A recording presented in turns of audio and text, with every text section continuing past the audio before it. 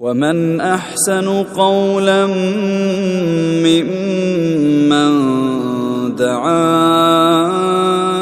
إلى الله. ورحمة الله.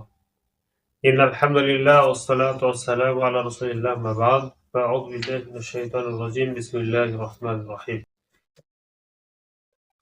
وسارعوا إلى مغفرة من ربكم وجنات أرضها السماوات والأرض أعدت للمتقين. আজকে আমরা সূরাতুল আলে ইমরান 133 থেকে 136 নম্বর আয়াতের কিছু আলোচনা শুরু ইনশাআল্লাহ। ওয়া তাওফীক ইল্লা বিল্লাহ। আল্লাহ এখানে মুত্তাকিদের কিছু পরিচয় উল্লেখ করেছেন। যে মুত্তাকিদের কথা আল্লাহ কোরআনে প্রথমে বলেছেন যে হুদাল লিল মুত্তাকিন, এই কোরআন হচ্ছে মুত্তাকিদের জন্য পথ প্রদর্শক। তো মুত্তাকি হওয়ার জন্যই রমজান মুবারক, রমজান মাস। কারণ আল্লাহ তাআলা বলেছেন কুতিবা আলাইকুমুস সিয়াম কামা কুতিবা আলাল লাযিনা মিন ক্বাবলিকুম লাআল্লাকুম তাত্তাকুন, যাতে তোমরা মুত্তাকি তাকওয়াবান হতে পারো, এজন্যই রমজান মাস। তাহলে মুত্তাকি হতে গেলে আমাদেরকে কোন গুণাবলীগুলো অর্জন করতে হবে এটা কোরআন বলে দিয়েছে। এই জন্য মূলত কোরআন পাঠের মাস রমজান মুবারক মাস, কোরআন বুঝার মাস রমজান মুবারক মাস। কোরআন বুঝলেই না আমি মুত্তাকি হতে পারবো, কারণ গুণাবলী অর্জন করলে মুত্তাকি হওয়া যায়। নামে মুত্তাকি এটা কোনো বিষয় ইসলামের মধ্যে নয়। নামে মুমিন হওয়া যায় না, নামে মুসলিম হওয়া যায় না। আল্লাহ তাআলা নির্বাচন করেন কে মুসলিম। তো আমরা আলোচনার মধ্যে প্রবেশ করি। বিসমিল্লাহির রহমানির রহিম। ওয়াসারিউ ইলা মাগফিরাতিন মির রাব্বিকুম ওয়া জান্নাহ, তোমরা পরস্পর প্রতিযোগিতা করো, ধাবমান হও, ইলা মাগফিরাতিন মির রাব্বিকুম, তোমার রবের পক্ষ থেকে যে মাগফিরা ক্ষমা তার দিকে, ওয়া জান্নাত, এবং জান্নাতের দিকে। জান্নাতটা কেমন?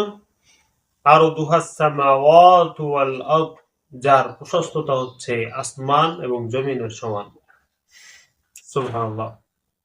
উইদ্দাত লিল মুত্তাকিন, আর এই জান্নাতকে প্রস্তুত করা হয়েছে মুত্তাকিদের জন্য। এবার আল্লাহ মুত্তাকিদের সংজ্ঞা শুরু করলেন। আল্লাযীনা ইউনফিকুনা ফিশ শাররাই ওয়াদ দাররা, এক নম্বর গুণাবলী হচ্ছে যারা ব্যয় করে ফিশ শাররাই ওয়াদ দাররা, সুখের সময় এবং কষ্টের সময়, সংকীর্ণতার সময়। অর্থাৎ প্রথম গুণাবলী একজন মুত্তাকির হচ্ছে ব্যয় করতে হবে, ইনফাক ফি সাবিলিল্লাহ, আল্লাহর পক্ষে, আল্লাহর পথে, কোরআনের জন্য, হাদিসের জন্য, কোরআন এবং ইসলামকে সমন্বিত করার জন্য ব্যয় করা লাগবে। কোরআনের আইন মানতে ব্যয় করা লাগবে। ফকির, দরিদ্র, মিসকিনের হক পৌঁছে দেওয়া লাগবে। এটা হচ্ছে একজন মুমিনের, একজন মুত্তাকির সর্বপ্রথম একটা দায়িত্ব। ওয়াল কাযিমিনাল গায়দ, এবং রাগ সংবরণকারী। আল্লাহ মুত্তাকিদের গুণাবলী বলছেন যে মুত্তাকিরা নিজেদের রাগকে সংবরণ করে নেয়, রাগকে নিজের মধ্যে চেপে দেয়, আল্লাহর জন্য অন্যকে ক্ষমা করে দেয়। ওয়াল আফিনা আনিন নাস, এবং ক্ষমাশীল মানুষের প্রতি। অর্থাৎ রাগকে পুরা মিটিয়ে দিয়ে মানুষের প্রতি যে রাগ ছিল, ক্ষোভ ছিল, সেখান থেকে মুক্ত হয়ে মানুষকে তারা ক্ষমা করে দেয়। আল্লাহু ইউহিব্বুল মুহসিনিন, এরপর আল্লাহ বললেন আল্লাহ মুহসিনদেরকে, আল্লাহ সৎ কর্মশীলদেরকে ভালোবাসেন। তাহলে সৎ কর্মশীল হওয়ার জন্য তিনটা গুণাবলীর কথা আল্লাহ 134 নম্বর আয়াত সূরা আলে ইমরান উল্লেখ করলেন। তিনটা কি?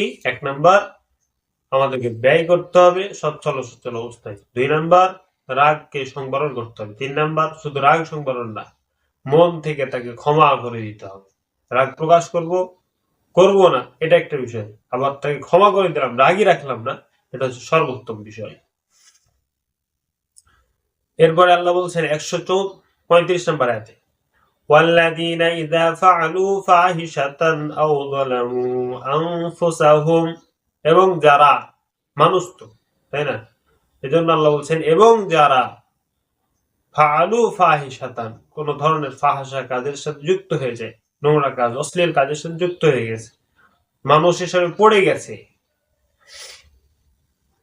আও যালামু আনফুসাহুম, অথবা নিজেদের উপরে জুলুম করেছে, নামাজটা পড়ে নাই, নামাজ পড়তে হইতো, গালি দিয়েছে, নিজের উপর জুলুম করেছে, বুঝেছে এটা সত্য, মানতে পারে নাই, নিজের উপর জুলুম করেছে।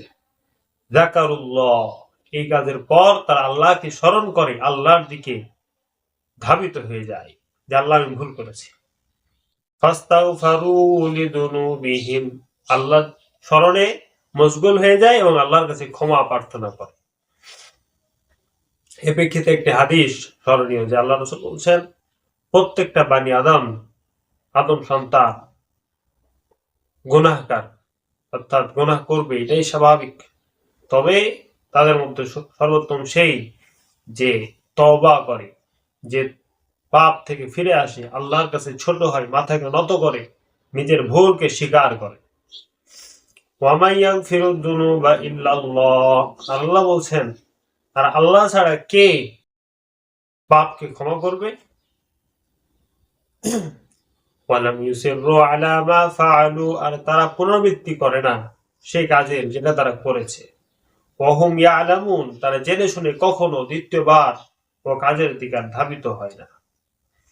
তাহলে আল্লাহ তাআলা দ্বিতীয় আয়াতে যে গুণাবলীর কথা উল্লেখ করলেন 135 নম্বর আয়াতে, সেটা হচ্ছে যে মুমিন যদি ভুল করে ফেলে, যদি নিজের উপর জুলুম করে ফেলে, তাহলে সে পাপের জন্য, সে ভুলের জন্য অন্য কারো কাছে ক্ষমা না চেয়ে আল্লাহর কাছে সর্বপ্রথম ক্ষমা প্রার্থনা করে।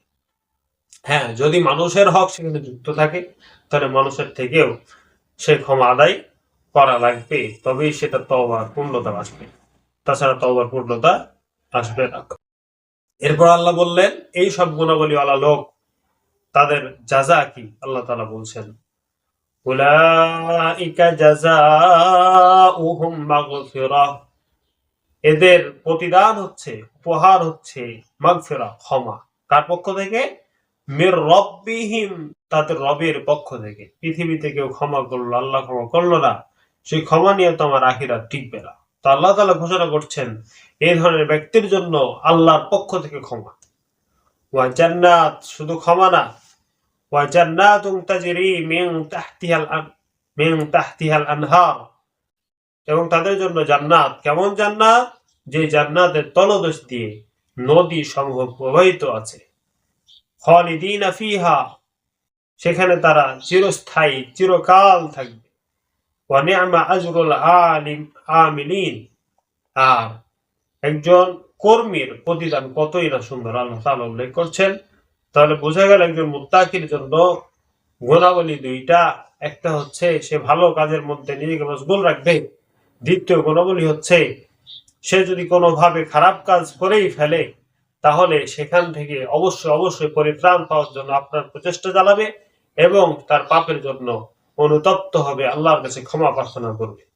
আবার আমরা 4টা গুণাবলীর সারসংক্ষেপ টানতে চাই যে আল্লাহ তাআলা জান্নাতের দিকে মুমিনদেরকে, মুত্তাকিদেরকে দৌড় দিতে বললেন এবং সচ্ছল অবস্থায় খরচ করতে বললেন, মানুষকে ক্ষমা করতে বললেন, মানুষের জন্য ক্ষমা প্রার্থনা করতে বললেন, রাগকে বিসর্জন দিতে বললেন, ভুল করলে পাপের ক্ষমা আল্লাহর কাছে চাওয়ার জন্য নির্দেশ প্রদান করলেন। অতঃপর এই ধরনের আমলকারীদেরকে আল্লাহ তাআলা জান্নাত দেওয়ার প্রতিশ্রুতি দিলেন।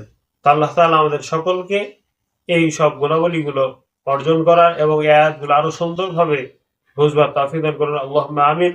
ওয়া আখিরু দাওয়ানা আলহামদুলিল্লাহি রাব্বিল আলামিন। আসসালামু আলাইকুম ওয়া রাহমাতুল্লাহি ওয়া বারাকাতুহু।